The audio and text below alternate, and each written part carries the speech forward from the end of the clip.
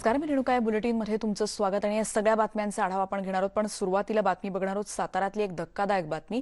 सातारा जिल्ह्यातल्या कराडमध्ये नेमकं काय घडलं या बुलेटिनच्या सुरुवातीला आपण बघतोय. तिथल्या विंग गावात एका 78 वर्षीय कोरोनाबाधित वृद्धेवर गावातच अंत्यसंस्कार केल्याचा धक्कादायक प्रकार समोर आलाय. या वृद्ध कोरोनाबाधित आजींच्या अंत्यसंस्कार करण्यासाठी गावातल्या नागरिकांनी मोठ्या प्रमाणात गर्दीही केली होती आणि त्यातल्या एका लहान मुलीसह 9 जणांना आता कोरोनाची लागण झाली आहे. आपण बघतोय अत्यंत बेजबाबदारपणाचं हे वर्तन आहे. कराडमध्ये घडलेली ही घटना. कोरोनाबाधित वृद्धेवर अंत्यसंस्कार गावात करण्यात आलेत आणि इथे उपस्थित असणाऱ्या 9 जणांना आता कोरोनाची लागण झाली आहे. अधिक माहिती घेणार आहोत. किरण मोहिते आता आपल्या सोबत आहेत. किरण, अत्यंत धक्कादायक असा हा प्रकार आहे. काही कारवाई तरी करण्यात आली आहे का? रेणुका, नक्कीच अतिशय संतापजनक आणि धक्कादायक अशी बातमी म्हणावी लागेल. साताऱ्यातील कराड तालुक्यातील जे विंग गाव आहे, या गावातील 78 वर्षीय एका आजीवरती अंत्यसंस्कार करण्यात आलेला आहे. आणि ही आजी जी होती ती कोरोनाबाधित होती.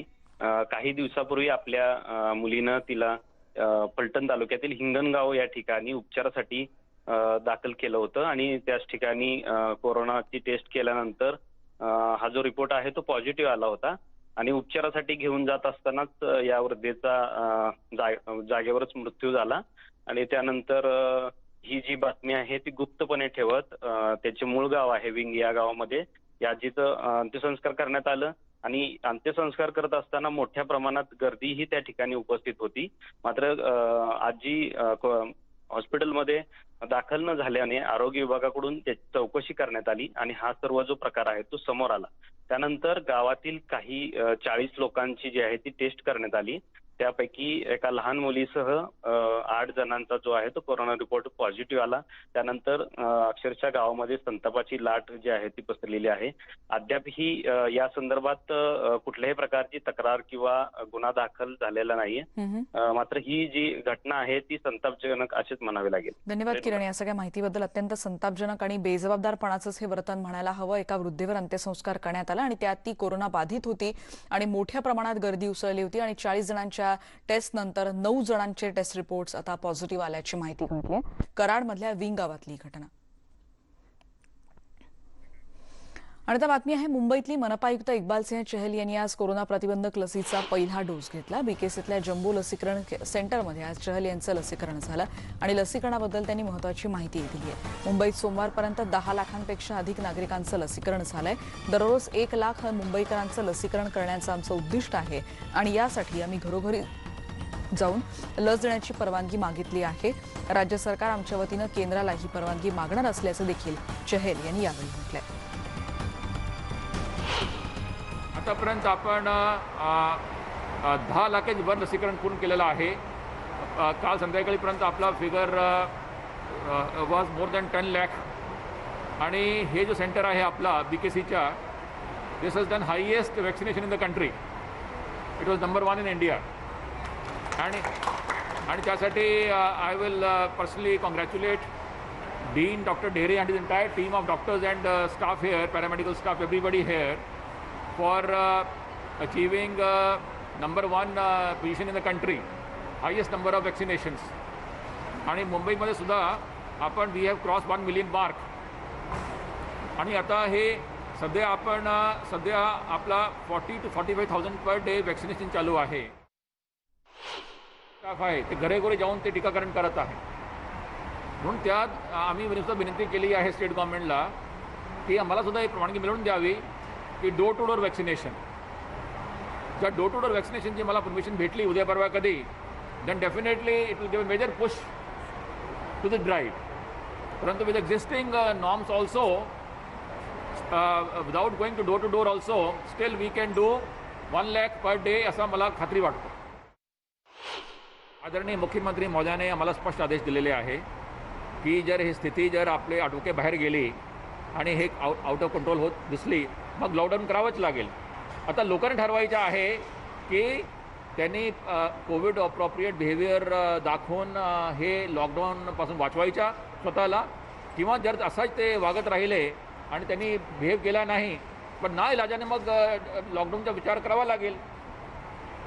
गव्हर्नमेंट आणि आदरणीय मुख्यमंत्री महोदयाने हे सुद्धा स्पष्ट केलेलं आहे सर्वांना की शासनाला काही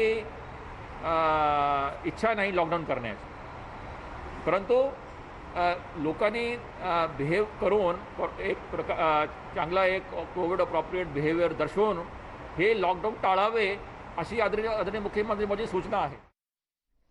आणि या बातमीनंतर पुढची बातमी आपण बघणार आहोत. आरोग्यमंत्र्यांनी केलेल्या आवाहनासंदर्भातले नागरिकांनी नियमांचं पालन केलं नाही तर राज्यात लॉकडाऊन निश्चित असल्याचे संकेत आरोग्यमंत्री राजेश टोपे यांनी दिलेत. लॉकडाऊन थोडं असतं, पण जर अशाच प्रकारे परिस्थिती राहिली तर लॉकडाऊन होऊ शकतं आणि आरोग्यमंत्र्यांनी नागरिकांना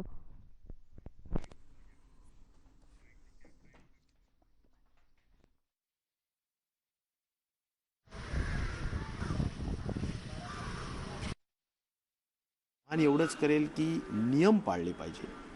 सोशल डिस्टन्सिंग असेल, मास्क असेल, ह्या सगळ्या गोष्टींचा जर तंतोतंत जे निर्बंध 2 आम्ही जारी केलेले 15 मार्चला आणि एक आत्ता 2 दिवसापूर्वी, ते जर का कडक पद्धतीनं पाळले, गर्दी पूर्ण टाळली तर मला नाही वाटत लॉकडाऊनची आवश्यकता पडेल.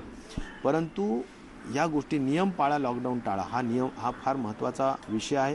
ते मी लॉकडाऊनच्या संदर्भाने बोलेल. संसाधनाच्या बाबतीत कुठेही कमतरता नाही. माझ्या सर्व महाराष्ट्राच्या जनतेला अतिशय नम्रपूर्वक हात जोडून विनंती आहे की आपण सगळ्यांना, म्हणजे मला जे खाली चित्र दिसतंय ते चित्र असं आहे की असिम्प्टमॅटिक पेशंट्स मोठ्या संख्येने, त्यात वाद नाही. असिम्प्टमॅटिक असल्यामुळे लोक घरी राहणं पसंत करतात आणि घरी राहून निर्बंध पाळत नाहीत. म्हणजे मग ते घरातही सगळ्यांना इन्फेक्ट करतायत आणि स्वतःही ट्रीटमेंट व्यवस्थित घेत नाहीत, मॉनिटरिंग स्वतःचं करून घेत नाहीत, काळजी घेत नाहीत आणि त्याचा परिणाम मग ते अत्यंत बॅड होऊन, म्हणजे कधी कधी ऑक्सिजन पर्सेंटेज एकदम 90च्या 80च्या खाली येऊन मग ते हॉस्पिटलमध्ये येत आहेत, तरुण मुलंसुद्धा. हा मला खराच सगळ्यात जास्त चिंतेचा विषय वाटतो आणि म्हणून माझी नम्रपूर्वक आव्हान आहे की कुठल्याही परिस्थितीत आपण सर्वांनी थोडंही लक्षण दिसलं, खोकला, सर्दी, ताप, अंगदुखी, थोडंही लक्षण दिसलं त्वरेने टेस्टिंग करा. टेस्टिंग करायला लाजू नका, टेस्टिंग करायला वाईट वाटून घेऊ नका. आपण पॉझिटिव्ह येऊ का ही भीती मनात बाळगू नका. कुठलंच काही हे करू नका. टेस्टिंग करा. टेस्टिंगमध्ये पॉझिटिव्ह आलं तर इमिजिएट लवकर ट्रीटमेंट सुरू करा, उपचार घ्या. कारण उपचाराला उशीर झाला तर मग सर्वच उशीर होईल. दरम्यान राज्यात लॉकडाऊन करण्याच्या निर्णयाला भाजप आणि मनसेनं विरोध केला. बघूयात त्यांच्या नेत्यांनी काय म्हटलंय. पण राज्य सरकारला धोरण नाही आहे कुठल्याच बाबतीत. म्हणजे आता उदाहरणार्थ त्यांनी संचारबंदी लागू केली. एका गावात 8 दिवस, एका गावात 12 दिवस. आता लॉजिकली आणि वैज्ञानिकदृष्ट्या विचार करायचा तर 14 दिवस ती चेन तोडायला लागतात आणि त्याच्यामुळे धोरणहीन, दिशाहीन असं हे राज्य सरकार आहे. लॉकडाऊन लावणं हा उपाय नव्हे आणि लॉकडाऊन जर का राज्य सरकारने लावला तर आम्ही त्याला विरोध करूच. लॉकडाऊन लावून कोरोनाच्या केसेस कमी झाल्या आहेत, सायंटिफिकरित्या प्रूव्ह झालं आहे का? मागच्या 23 मार्चला आपण सर्वप्रथम पहिले लॉकडाऊन केला होता, त्यानंतर केसेस कमी झाल्या का? उलट वाढत गेल्या. केसेस कमी कधी झाल्या? सुरुवात झाली नोव्हेंबरपासून, जेव्हा लॉकडाऊन उघडायला सुरुवात झाली तेव्हापासून. त्यामुळे लॉकडाऊननी साखळी तुटते असं जे काय राजेश टोपे म्हणाले त्याला कुठलाही वैज्ञानिक आधार नाही, जगभरात नाही, की लॉकडाऊननी केसेस कमी झाल्या असं. मग ही लॉकडाऊनची भीती लोकांना का दाखवली जाते? बऱ्याच लोकांची जी मानसिकता आहे ती अजिबात कोरोनाला घाबरण्याची नाही. आणि असाच विरोध केला जातो औरंगाबादमध्ये, कारण औरंगाबाद जिल्ह्यात 31 तारखेपासून पूर्णपणे लॉकडाऊनची घोषणा जिल्हाधिकाऱ्यांनी केली आहे. पण आता लॉकडाऊनला नागरिकांनी देखील विरोध करायला सुरुवात केली आहे. आरपीआयच्या वतीनं आज औरंगाबादमध्ये टीव्ही सेंटर चौकात अशा रीतीनं आंदोलनही करण्यात आलं. आमचा ह्या जनसामान्यांच्या प्रश्नांसंदर्भात, जनसामान्यांच्या प्रश्नाचा, पोटाचा प्रश्न राज्य शासनाने आणि जिल्हा शासनाने सोडावा. त्यांना वाऱ्यावर सोडून हा निर्णय होऊ शकत नाही. संचारबंदी मागच्या 1 वर्षाच्या काळापासून आपण पाहत आहोत, लोक हलाहल होऊन मेलेत या कोरोनाच्या पार्श्वभूमीवर. राज्य शासनाला, जिल्हा शासनाला एवढी संधी होती आरोग्याविषयी भर द्यानं, पण आरोग्याविषयी त्यांनी बरंच शब्द काढला नाही या वर्षभरामध्ये. आणि पेशंट वाढत असताना यांनी सरसकट संचारबंदी लागू करण्याचा प्रयत्न करत आहे. या संचारबंदीचा आम्ही या गरीब जनतेसाठी आम्ही मानणार नाही लॉकडाऊन? नाही, आम्ही नाही मानणार लॉकडाऊन. आम्ही या ठिकाणी रिपाई आठवले गटाच्या वतीने आज या ठिकाणी धरणे आंदोलन करण्याचा कार्यक्रम आयोजित केलेला आहे. कारण लॉकडाऊन नकोय. गोरगरीब लोकांची थट्टा करतायत. ज्याविषयी राज्य सरकारनं आरोग्याविषयी जास्त भर द्यायला पाहिजे होतं, त्याविषयी अनुदान द्यायला पाहिजे होतं, परंतु पेशंट रोजच वाढत आहे. म्हणून आम्ही आज या ठिकाणी लॉकडाऊन मानणार नाही. आणि आता बातमी आहे नाशिकमधली शहरातल्या मुख्य बाजारपेठेतल्या गर्दीवर नियंत्रण ठेवण्यासाठी पोलीस प्रशासन आणि महापालिकेने एक नवीन आयडिया शोधून काढली आहे. बाजारपेठेत खरेदी करण्यासाठी गर्दी केलेल्या नागरिकांना 1 तासाच्या आत सगळ्या वस्तू खरेदी करून आता घरी परतावं लागणार आहे. 1 तासापेक्षा जास्त उशीर झाला तर संबंधित नागरिकाला 500 रुपये दंड भरावा लागणार आहे. नाशिकमधल्या बाजारपेठमध्ये आपण बघतोय की कशा प्रकारचं चित्र आहे. कोणताही सर्वसामान्य माणूस या बाजारपेठेत आला की प्रवेशद्वारावरच त्याला इथे पालिकेचे कर्मचारी भेटतात आणि याच ठिकाणी पोलिसांचा बंदोबस्तही बॅरिकेड्स लावून भेटतो. या सगळ्यांकडनं 5 रुपये दंडाची आकारणी किंवा 5 रुपये कशाची काय करताय तुम्ही? 5 रुपयाची पावती प्रवेश देतो आम्ही. एंट्री प्रवेश देताय हो. आणि त्या प्रवेश दिलेल्या पावतीवर काय काय लिहिताय? फक्त प्रवेश एंट्री फी आणि त्याच्यावर टायमिंग टाकतो आम्ही. आणि हे टायमिंग 1 तासापेक्षा जास्त आलं तर 500 रुपये दंड. हो, 500 रुपये दंड. काय सांगाल तुम्ही? 5 रुपये तर तुमच्याकडनं इथे घेताच आहे, पण 1 तासापेक्षा जास्त वेळ आला तर 500 रुपये म्हणताय. हे योग्य आहे का अयोग्य? हो योग्य आहे ना सर. योग्य आहे. स्वागत करताय नाशिककर ताई, काय सांगताल? 5 रुपये प्रवेशासाठी घेताय, आणखीन 500 रुपये दंड 1 तासापेक्षा जास्त लागला तर कितपत योग्य? आता आपण काय बोलू शकत याच्यावर? बरोबर आहे का नाही? आता पब्लिक वाढती त्याच्यामुळे तर त्यांना ते करणं गरजेचं आहे. हो, पण 1 तासापेक्षा जास्त वेळ लागणार असेल तर 500 रुपये? नाही, हे चुकीचं आहे. हे चुकीचं आहे. ते चुकीचं आहे. आपण बघतोय की सर्वसामान्य नाशिककर या ठिकाणी बाजारपेठमध्ये येतात. पोलीस अधिकारी सुद्धा आहेत. आम्ही बऱ्याच जणांशी बोललो, थोडे इकडे याल, बऱ्याच जणांशी बोललो. 5 रुपये द्यायला लोक तयार आहे, पण काही लोकांना 1 तासापेक्षा जास्त वेळ लागतो. त्यांना 500 रुपये का तुम्ही बंधनकारक करताय? हा, त्यासाठी गर्दीवरचं नियंत्रण, गर्दी कमी व्हावी हा उद्देश आहे आणि त्यांना 1 तासाच्या वर खरेदी बराचसा वेळ मिळतोय ह्या उद्देशाने ते नियमन करण्यात आलेलं आहे. नियमन करण्यात आलंय. आता नियम तयार केला, त्यामुळे पोलीस आपल्या भूमिकेवर ठाम आहे, पालिका कर्मचारी ठाम आहे, पण सर्वसामान्य नाशिककर 5 रुपये द्यायला तयार आहेत. कोरोनाचा प्रादुर्भाव रोखण्यासाठी मदत करायला तयार आहे प्रशासनाला, पण 500 रुपये दंड आकारणी ही खूपच जास्त होते. अनेक अडचणींचा सामना करावा लागतो. अशा प्रकारची सुद्धा प्रतिक्रिया नाशिकमधून येते. व्हिडिओ जर्नलिस्ट हेमंत बागुलचा प्रशांत बाग, न्यूज 18 लोकमत, नाशिक. आणि राज्यातल्या स्थितीचा आढावा घेतल्यानंतर आता आपण यापुढे बघणार आहोत आत्मनिर्भर भारत या उपक्रमाविषयी. पंतप्रधान नरेंद्र मोदी यांच्या आत्मनिर्भर भारत या आवाहनामुळे देशाची अर्थव्यवस्था एका महत्त्वाच्या टप्प्यावर आहे. नेटवर्क 18चा उपक्रम आणि ITCद्वारे या खास स्वाभिमान भारतमध्ये आम्ही देशभरातल्या महत्त्वाच्या अशा कहाण्या तुमच्यासमोर येऊन ठेवतोय. आत्मनिर्भर भारतासाठीची ही खास उदाहरणं मानली जातात. सरकारद्वारे चालवण्यात येणाऱ्या प्रसिद्ध अशा संस्थांच्या या कहाण्या आहेत. देशासाठी त्या गौरवास्पद आहेत. आणि आता बातमी बघणार आहोत. भाजपला नागरिकांची काळजी नाही असं वक्तव्य केलंय पालकमंत्री अस्लम शेख यांनी आणि त्याच शब्दात त्यांनी भाजपवर टीका केली. मुंबईतल्या काही रुग्णालय आता पालिकेनं ताब्यात घेतलेली आहेत आणि मुंबईत कोरोना रुग्ण वाढत असले तरी त्या बेड्सची कमतरता भासणार नाही असं देखील त्यांनी स्पष्ट केलं. अस्लम शेख यांनी भाजपवर ही टीका केली. बघूयात ते काय.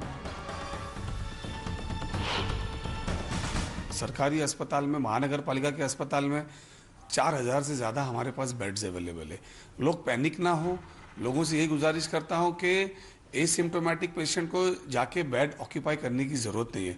ऑलरेडी हमारी तरफ से इंस्ट्रक्शन दिया गया कि अब वार्ड लेवल के हिसाब से ही जो है वो वहाँ पे उनको एडमिट किया जाएगा. अगर उनका ऑक्सीजन लेवल नीचे जाता है या उनको कोई पुरानी बीमारियाँ हों जिसकी वजह से उनको इमरजेंसी करने की ज़रूरत हो तो हम करेंगे, वरना ज़्यादातर लोग यूं ही बेड ऑक्यूपाई कर रहे हैं. हमने जो प्राइवेट हॉस्पिटल्स हैं उनके भी बेड्स जो हैं वो ले लिए हैं और वहाँ भी इंस्ट्रक्शन दिया हुआ है कि डायरेक्ट वो किसी केस को ना ले. जो एक घर में अगर किसी एक को आ गया तो सिम्टम्स होने के बाद ही उसको जो है वो टेस्टिंग करवानी चाहिए. अब वो सिस्टम ही वो लोग अपने हिसाब से इतना पैनिक हो जाता है कि खुद ही करते हैं. महानगर पालिका की तरफ से या सरकार की तरफ से हमने खुद ट्रेसिंग के लिए जो है मैक्सिमम केसेस आ रहे हैं, लेकिन उसके बावजूद हमने वो टेस्टिंग बंद नहीं किया. टेस्टिंग हमारी ज़्यादा कर रहे हैं. आज हिंदुस्तान में अगर सबसे ज़्यादा टेस्टिंग अगर कहीं हो रही है तो मुंबई शहर में और महाराष्ट्र में हो रही है.